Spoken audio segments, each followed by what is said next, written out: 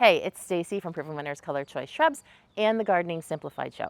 And I'm coming to you today from my garden.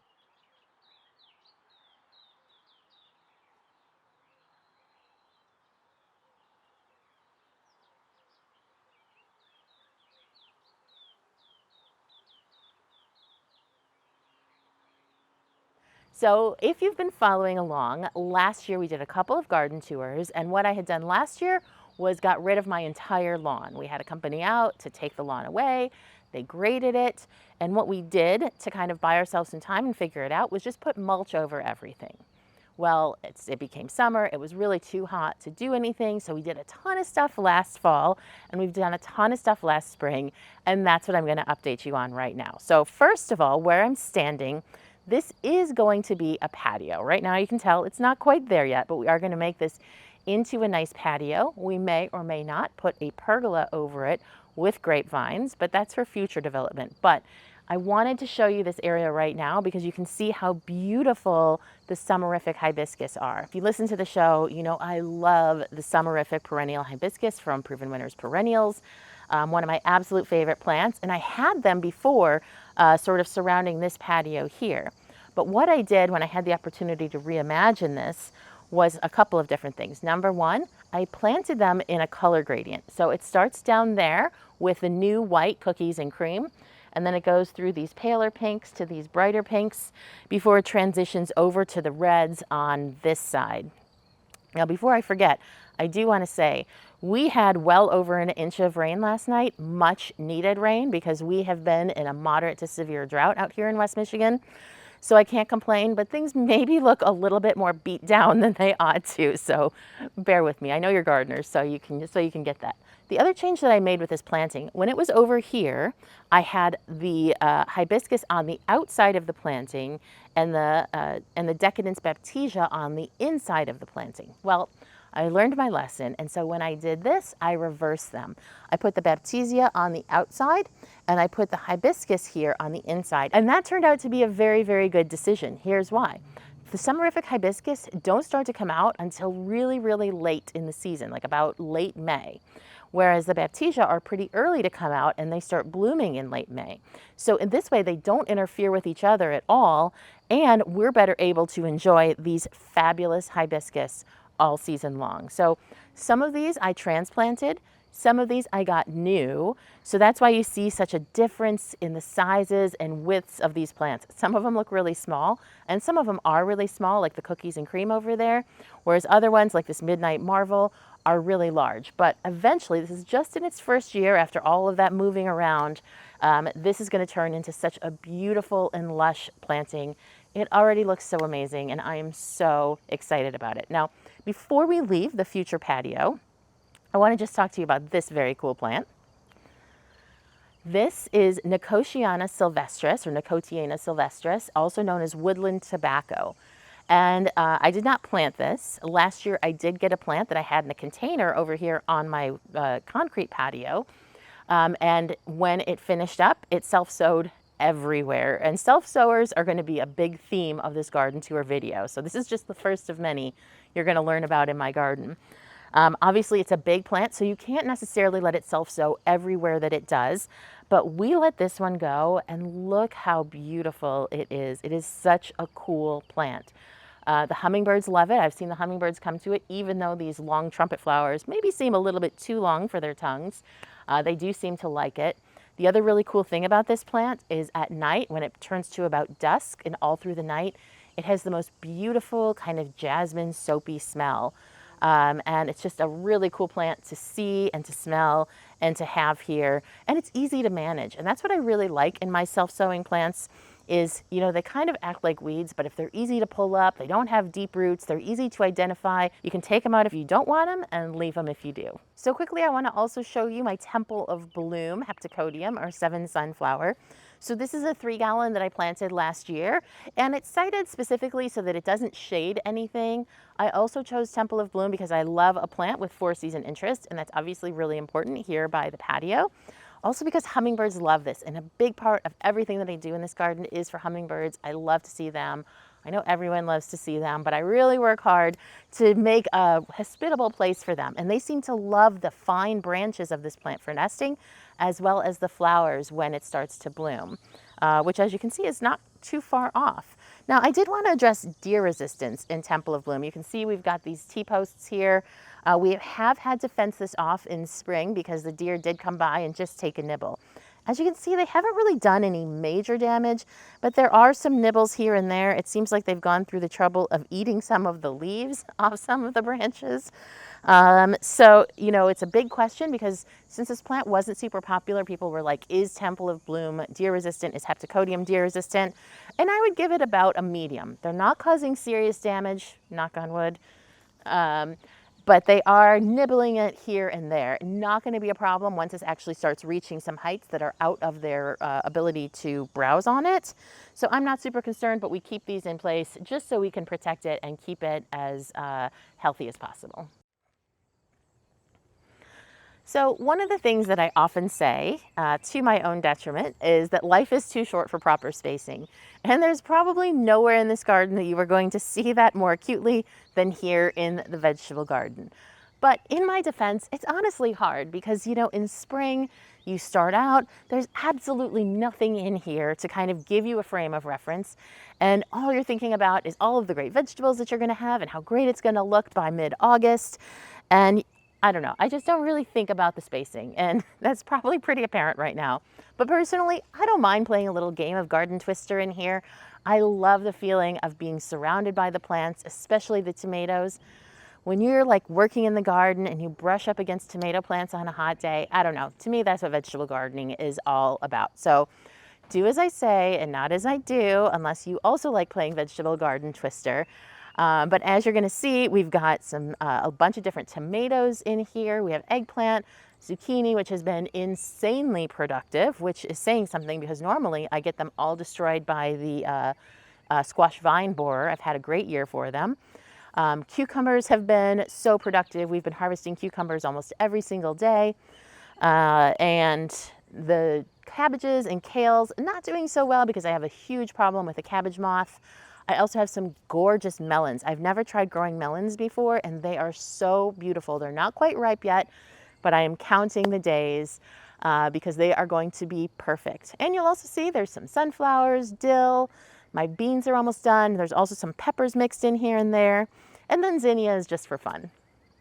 Well, on my way back here, I found a zucchini. Fortunately, it didn't get too big because there's been a couple zucchinis that have gotten away from us because of the close spacing, and they have been embarrassingly enormous. But they were still good. The seeds didn't develop that much. But I wanted to come back here and show you a couple of things. I talked about how self-sowers are a big part of my garden.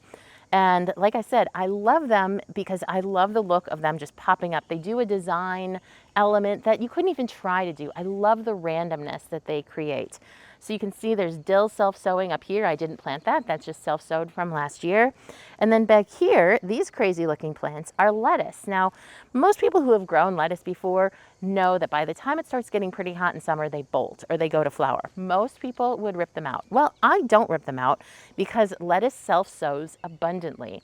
And the cool thing about letting your lettuce self-sow is that it will start much earlier in spring than you would probably think of starting it yourself if you were to plant seeds. So I just let it go and it pops up wherever.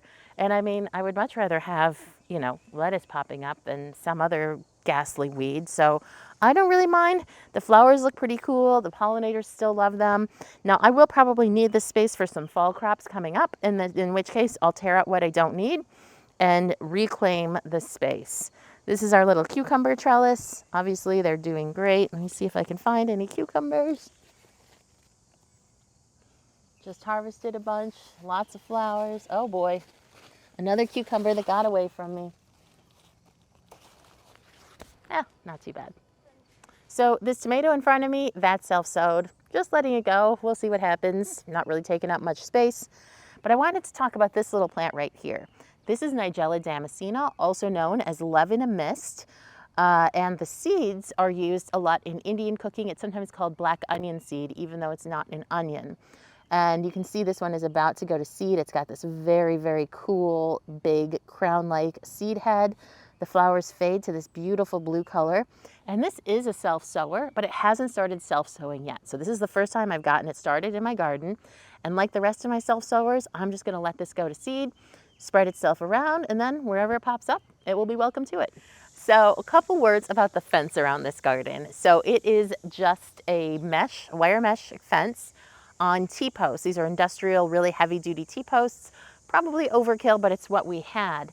Now I do want to say, when we bought this wire mesh fence, I wasn't really concerned about rabbits, but I didn't think about the baby rabbits. And the baby rabbits can easily get through these holes, very easily get through them. Now, fortunately for me, by the time the baby rabbits were able to jump in here, most of the plants were established enough that they weren't really that interested, so they didn't cause that much damage. But next spring, we are definitely going to be putting a rabbit-proof mesh around the bottom, just to be safe, and also so no rabbit gets caught in here and then panics and gets hurt trying to escape. We don't want that.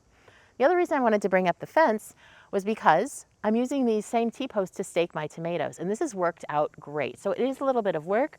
Once a week I have to come out here and tie them around the post, but they're easily sturdy enough to support even a tomato with really, really big, heavy fruits on it. And I just bundle all the branches, all the stems together and tie them up, and it makes it pretty easy to see all of the fruit as well. So that's been working out pretty well. It's the first time I've done that. Now, I do want to show you before we move on to the herb garden, the melon. So I've never grown melons before, but you know, the simple fact is that you cannot get a decent melon at a grocery store for a couple of reasons. When melons are ripe, they're soft, and they don't want to ship soft melons because they're going to break and get damaged and no one will buy them. But on the other hand, when a melon does not get any more sweet after it's harvested, all the sugar it's going to produce is only happening up to the point that it is attached to the plant. So they harvest melons early, so they're hard enough to withstand shipping, but they never get any sweeter. And they're not supposed to be crunchy. They are supposed to be soft and juicy and wonderful. So the truth is, if you want a good melon, you're going to probably have to go to a farmer's market or grow it yourself. And so I decided to take matters into my own hands and grow them myself this year. And it's been really fun. But wow, this is just one plant. And you can see it's massive. It grows all the way from over there, all the way over here. This is the one plant that the rabbits have caused some damage on, but not enough to do anything major, because as you can see here, we have some beautiful, beautiful fruits starting to ripen. The other nice thing about these are kind of a cantaloupe melon called Minnesota Midget, so it's a very small fruit, which I liked because that means I get a lot of fruits rather than just, you know, one or two massive ones for the entire season. The other cool thing about growing cantaloupes over watermelons is cantaloupes will slip from the vine or just naturally come off when they're ripe. Whereas with watermelons, you really need to look for a lot of very subtle cues. So if your melon skills are not top, definitely try these. And they're just so fun to watch grow. It's been awesome watching these develop, and I cannot wait until we get our first harvest. Okay, I'm only showing you this part of the garden if you promise not to judge me too much, because this is very much a work in progress. This is going to be a formal-ish herb garden, kind of modeled after old herb gardens in France and England. So it has a boxwood border. The variety here is John Baldwin. It is an upright boxwood, which is what I wanted. I wanted it to kind of be almost like a wall. So it's going to be a while until they get there because they are slow growing. But what we did, we already had these boxwoods, so we moved them out about 5 feet to be even with the edge of our garage. And to expand this garden to give us enough room to work. So because we've been spending all of our efforts on so many other parts of the garden, we haven't done a ton here. And I've started a lot of kind of self-sowers. You can see if you look closely and if you're familiar with herbs, we've got mint here, garlic chives here, there's some agastachy, some bread poppies. This is borage. I have a ton of ruta-graveolens self-sowing everywhere. Another great self-sower. Why? Because it's a beautiful plant. It's also very deer resistant, which is important. And it is also the host plant for a ton of different swallowtail butterflies and caterpillars. So I love to have it around for them. There's also an edge of lavender throughout this garden. It just finished flowering, so it's not at its best. And this will eventually be a little bit more organized, but right now I'm just kind of letting the plants do their thing. And you'll see there are tons and tons of kind of stringy looking yellow flowers like this. And this plant is not a weed. It's kind of growing like a weed, but it's not a weed. It is actually, trying to find a leaf that's not dirty so I can eat it, wild arugula. Oh, it's really sweet. So if you love arugula, this wild arugula, you will never be without free arugula in your backyard if you have this plant. You can see how much of it is in the herb garden here, and you can pretty much harvest this anytime. It's easiest to harvest when it's younger, but this is perpetually self-sowing. So I always have some young plants, some more mature plants like this. Like I was saying with the other self-sowers, it's super easy to manage. So if I decide I don't want all of this arugula or I just want to clean it up, you know, most of these plants, even though they look like a lot of individual plants, they're just one big rosette. So you take that out, cleans it right up. And again, I can have an arugula salad or arugula for sandwiches anytime I want. So even though this looks pretty darn messy, there is a little bit of a method to the madness. Now, in a recent episode of the Gardening Simplified show, we talked about how I was inspired by William Robinson's The Wild Garden, which really transformed the way that English people were gardening from a more landscape garden to this more wild, abundant garden. And this is really my transition area. And it's not working its best right now because of the heavy rain that we had yesterday. So all of that is really causing a lot of these plants that were completely deprived of water. I mean, almost everything that I grow is very drought tolerant. We're trying to get to a point where we only have to water new plantings and the vegetable garden and of course containers. So I don't want plants that need supplemental water. But one of the things that happens as a result of that, when we have a very droughty summer like we've had this year, and then all of a sudden we get a ton of rain, it makes everything a little bit heavy and weepy. So everything's kind of just leaning at the moment. But this does transition into this kind of wild garden. A lot of the plants that are back here are covered by the bigger plants right now. But I've got Gatsby Pink Oak Leaf Hydrangea back here. These are actually just nurseried in for now. They're going to end up going. They were just from our transplanting project last year. So again, this is a work in progress. It has its moments where it looks absolutely delightful. It has its moments where it looks a fright. I'm afraid that you are here at one of the semi-frightening moments, but I'm still going to share it with you because as a gardener, we all have those moments. Now this plant, the silphium, is almost just about covering it, but I did want to address it because, wow, I have fallen in love with this thing this year. This is Gora lindheimeri. I don't really know what the common name is. It's native to Texas and sort of the American Southwest. Hardy to about USDA Zone 6, so no problem. And this is a cool plant because I got this as just a tiny, tiny little plug sample from work a couple years ago. I put it in the ground. I virtually forgot about it. I can't even believe it lived. But this thing has been flowering for at least 6 weeks, and I love, love, love these sort of elegant wand-like stalks. The white is just perfect. This is the Proven Winners Artemisia here, and I think it really helps to tie that together. I've had this Artemisia in the garden, but it wasn't quite working with all of the other colors. I just kind of was like thinking about it, but just plopping this thing in here kind of helps to knit all of these lighter colors together. And wow, I am just so crazy about this plant. This is my El Nino Catalpa. You've heard me talk about it before. I have been so impressed with this plant. So drought tolerant, such a great plant. And right now it's not even in full bloom, but you can still smell it. It's just filling the air on this beautiful, somewhat humid summer morning. It's actually about to come into flower even more. So there's some flowers here. There's some new buds forming back here. So for us here in Michigan, I would say this plant pretty much blooms all summer. It kind of has some dips where it's forming new buds, but really any new growth that it puts on, it will form a flower bud that will go on to flower. For me, last year, this thing was flowering into November, which was kind of wild. The pink color of the Catalpa is something that didn't really go super well with this part of the garden. It kind of stuck out. But I'm happy that I just added this beautiful Asclepias incarnata swamp milkweed, one of the absolute favorites of the monarch caterpillar. And wow, does it ever go perfectly with the El Nino. Okay, so this is our last little visit on this garden tour, and it's kind of a blue moment in the garden. So you may remember, I think we talked about having killed back this maple tree, or at least I've talked about it on the show. It was just a regular Norway maple, not my favorite tree. Doesn't have a lot to offer but shade. Didn't really want the shade. It gets tar spot every year, which wasn't really harmful but didn't look great. So we decided to make it into a bird tree. So we have this nice birdhouse right here. I actually have it open right now because the stupid sparrows keep trying to make a nest in it.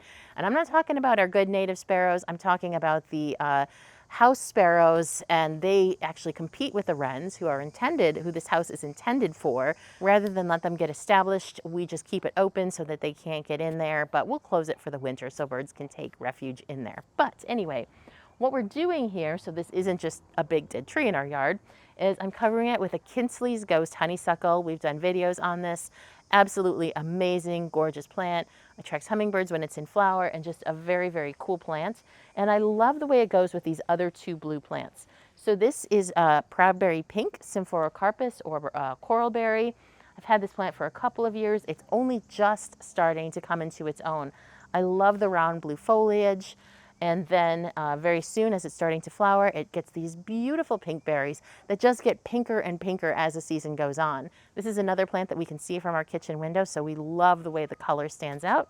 And then finally, I have some native blue carex down here just to kind of take up space and complement the whole thing. So it's a really pretty kind of blue moment in the garden, especially along with these junipers over here. This is our native Rocky Mountain juniper, Juniperus scapulorum. So lots going on in the garden, and lots more that you didn't see that we're going to save for another tour because things are still getting established. This whole new reimagining of the garden is just in its earliest days, and that's really part of the fun of it, is watching everything change and grow. And I am so glad that you can come along on the journey with us. So thanks so much to Adriana for coming out this morning and braving all of the dew and rainfall and both of us getting completely soaked in the garden. And now I'm going to hand it over to Rick for a tour of his garden.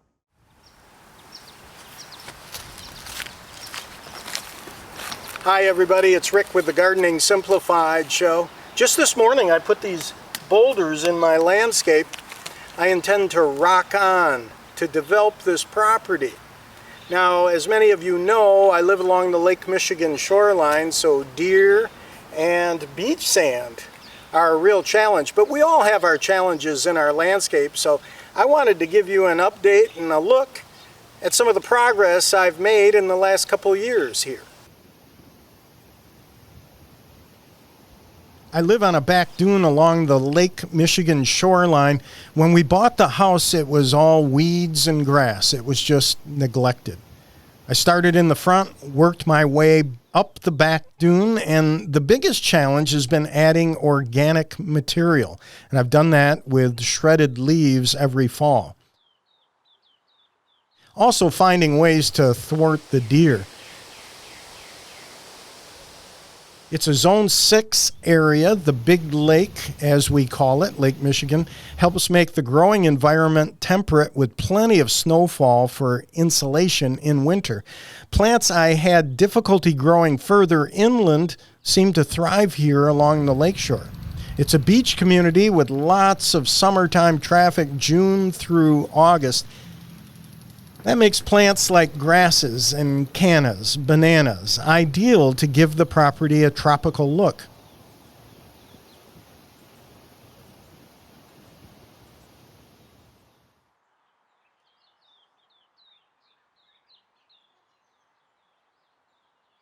Plants like Macrophylla hydrangeas or Atlas cedars or rhododendrons thrive, whereas they can struggle further inland, but they do have to be inside my compound because of the deer. The lake tempers the cool down in fall. It adds protection of snow in winter and doesn't warm as quickly in spring. And that's because of the water temperature. So there's a good, slow, gradual wake up from winter. My neighbors have been watching, asking lots of questions, and in general have been entertained as I've developed this property. My landscape is about 50% complete with a new east garden, protective fencing, and a pergola all slated for the coming year. Stay tuned.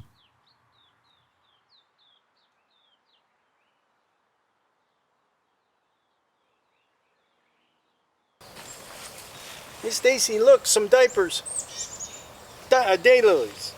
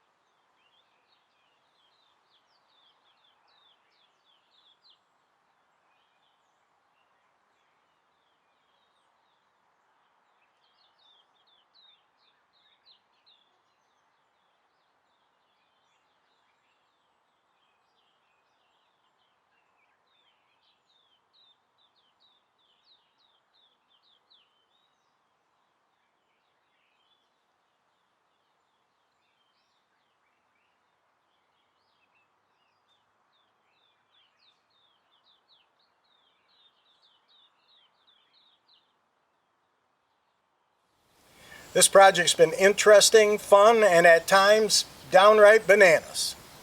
Thanks for tuning in the Gardening Simplified show. Look for us wherever you get your favorite podcast.